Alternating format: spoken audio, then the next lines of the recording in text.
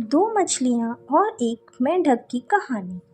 एक बार की बात है, एक तालाब में दो मछलियाँ रहती थी। एक का नाम था शतबुद्धि और दूसरी का नाम था सहस्त्रबुद्धि। शतबुद्धि यानी 100 बुद्धियों वाली और सहस्त्रबुद्धि यानी 1000 बुद्धियों वाली।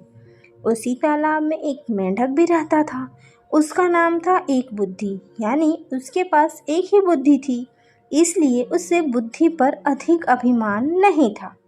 शतबुद्धि और सहस्त्रबुद्धि को अपनी चतुराई पर बहुत अभिमान था। एक दिन संध्या समय तीनों तालाब के किनारे बातचीत कर रहे थे। उसी समय उन्होंने देखा कि कुछ मछुआरे हाथों में जाल लेकर वहां आ रहे हैं। उनके जाल में बहुत सी मछलियां फंसी हुई भी हैं। अब तालाब के किनारे आकर मछुआरे आपस में बात करने लगे। एक ने कहा, इस तालाब में बहुत मछलियां हैं, पानी भी कम है, इसलिए कल हम यहाँ आकर मछलियाँ पकड़ेंगे। सबने उसकी बात का समर्थन किया। कल सुबह वहाँ आने का निश्चय करके सभी मछुआरे वहाँ से चले गए। उनके जाने के बाद सभी मछलियों ने सभा की। सभी चिंतित थे कि आखिर क्या किया जाए। सबकी चिंता का उपहास करते हुए सहस्त्रबुद्धि ने कहा, डरो मत, संसार में दुष्टों का अभिप्राय हमेशा पूरा नहीं होता, इसलिए कभी भी किसी के कहने से डरना नहीं चाहिए। अब शतबुद्धि ने भी उसका समर्थन करते हुए कहा, बुद्धिमान के लिए संसार में सब कुछ संभव है। जहाँ वायु और प्रकाश की गति नहीं होती, वहाँ बुद्धिमानों की बुद्धि पहुँच जाती है। किसी के कथन मात्र से हम अपने पूर्वजों की भूमि को नहीं छोड़ सकते। हम अपनी जन्मभूमि में जो सुख होता है वह स्वर्ग में भी नहीं होता। भगवान ने हमें बुद्धि दी है, भय से भागने के लिए नहीं, बल्कि भय का सामना करने के लिए।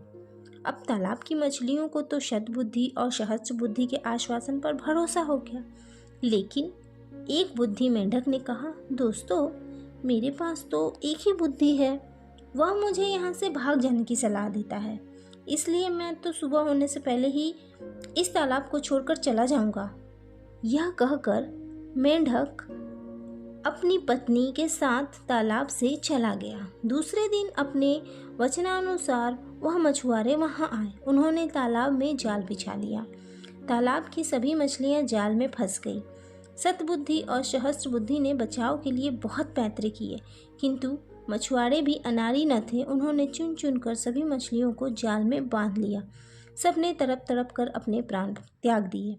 संध्या समय मछुआरों ने मछलियों से भरे जाल को अपने कंधे पर उठा लिया। सद्बुद्धि और सहस्त्रबुद्धि बहुत भारी मछलियां थी, इसलिए इन दोनों को उन्होंने कंधे पर अपने हाथों पर लटका लिया।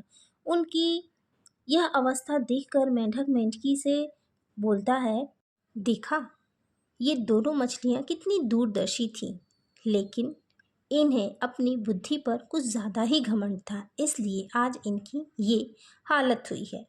तो इस कहानी से हमें यही सीख मिलती है कि हमें अपनी बुद्धि पर कभी भी घमंड नहीं करना चाहिए।